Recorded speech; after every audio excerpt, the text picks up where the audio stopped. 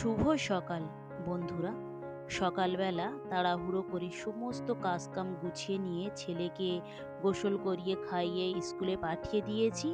দেওয়ার পরে এক এক করে অন্য কাজগুলো আমি সেরে নিয়েছি।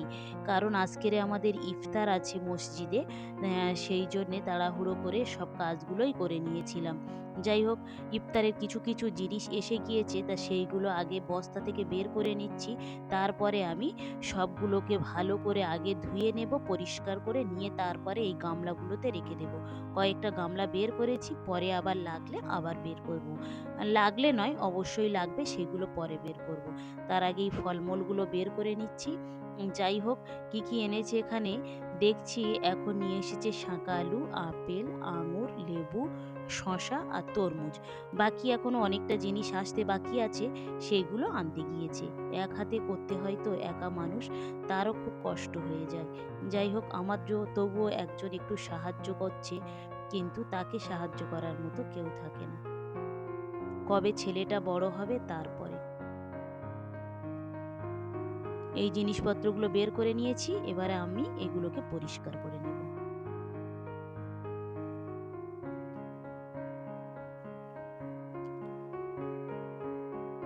পরিষ্কার করে সবগুলোকে গামলায় গামলায় রেখে দিয়েছি। আর তার মধ্যে দেখছি কলাগুলো নিয়ে এসেছে, আর নিচে ডিমগুলোও নিয়ে এসেছে। তা কলাটা আগে বের করে নিচ্ছি ভালো করে, আস্তে আস্তে করে। এর মধ্যে দেখছি কয়েকটা কলাও দেখছি একেবারেই চাপে নষ্ট হয়ে গিয়েছে। কারণ এখানে অনেকটাই কলা ছিল, প্রায় 350 পিস কলা ছিল। আর আমাদের ইফতারের আয়োজন করা হয়েছে 300 জনের। সব ফলগুলো আমি ধুয়ে নিয়েছি, শুধুমাত্র শাঁকা আলুটা বাদ দিয়ে। সবাই বলছিল যে শাঁকা আলুটা ছেলার পরে তারপরে এটাকে ধোয়ার কথা, ওই জন্য শাঁকা আলুটা আর ধুইলাম না, রেখে দিয়েছি। ওটা পরে ধুয়ে নেব। এই দেখুন, কলাগুলো বের করে নিয়েছি, কয়েকটা কলা দেখছি নষ্ট হয়ে গিয়েছে। এই কলাগুলো ভালো করে একটা সুতির কাপড় ভিজিয়ে ভিজিয়ে কলাগুলোকেও ভালো করে মুছে নিতে হবে। তারপরে কলা সামনে এবং পিছনের দিকটা কাটতে হবে একটু একটু করে। তারপরে এটাকে প্যাকেটে ভরতে হবে। এই সব জিনিসগুলো আমি এই ধুয়ে নিয়েছি। এবারে আমি কাটাকুটো করতে বসে যাব। আপা এসেছিলেন, দুটো আপা এসেছিলেন। সবাই মিলে কিন্তু আমরা কাটাকুটি করেছিলাম, সেগুলোকে আর ক্যামেরাবন্দি করলাম না।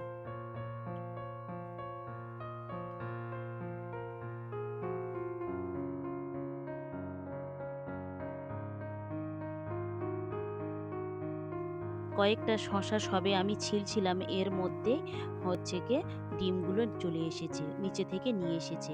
তা আমি আগে ডিমগুলোকে এই বড় হাঁড়িতে করে সিদ্ধ করতে বসিয়ে দেব। একসঙ্গে দেখলাম এই ৩০০ পিস ডিম এই এত বড় হাঁড়িতে তাও দেয়া যাবে না। নিষেধ করছিল যে একসঙ্গে দিলে হয়তো কিছু হতে অসুবিধা হতে পারে। সেই জন্যে আমি এতে খানিকটা দিয়েছি, আর অন্য পাত্রেতে খানিকটা করে দিয়ে আমি পুরো ডিমগুলোকে সিদ্ধ করে নিয়েছি। আর এখানে এসে গিয়েছে এই যে ফ্রুটি, একটা প্যাকেটের ভিতরে ৪০ পিস করে আছে। এখানে আমাদের প্যাকেট এসেছে মোট ৮টি। ৮ কার্টুন এসেছে, তাই এর ভিতরে একটা এতে ৪০টা করেই আছে।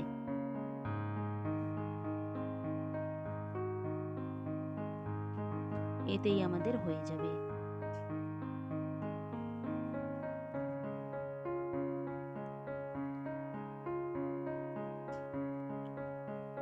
ইফতারের দিনে বাড়িতে অনেক কাজ থাকে, অনেক ঝামেলা থাকে, একটা হেডেক থাকে যে কি হবে না হবে। আর আমাদের এখানে তো ইফতার একসঙ্গে যে বসে খেতে দেয় প্লেটে, এরকম ভাবে দেয় না। এখানে প্যাকেট করে দিতে হয়, আর প্রত্যেকের একটা করে প্যাকেট দিয়ে দেয়। এখানে খেজুর আছে, এই খেজুরগুলোকে আবার আটিগুলো ছাড়িয়ে দিতে হবে, মানে দানাগুলোকে কেটে কেটে বটি দিয়ে কেটে দানাগুলোকে বের করে দিতে হবে। যাই হোক, এটা সবার শেষে করা হবে, অন্য কাজগুলো আগে করে নিচ্ছি। সমস্ত কাটাকুটো আমাদের কমপ্লিট হয়ে গিয়েছে, এবারে আমরা এগুলো প্যাকেট করতে বসে পড়বো সকলে মিলে। ছেলেটাও আমার স্কুল থেকে এসে অনেক সাহায্য করেছিল, ওর আব্বুর হাতে হাতে অনেক কাজ করে দিয়েছিল। কবে বড় হবে তারপরে আমাদের সমস্ত দুঃখ কষ্টগুলো একটু যাবে। ভিডিওটা তাহলে এখানেই শেষ করছি। ভালো থাকবেন, সুস্থ থাকবেন, আর ব্লগটি কেমন লাগলো অবশ্যই জানাবেন। ভালো লাগলে একটা সাবস্ক্রাইব করে দেবেন। দেখা হবে পরবর্তী ব্লগে।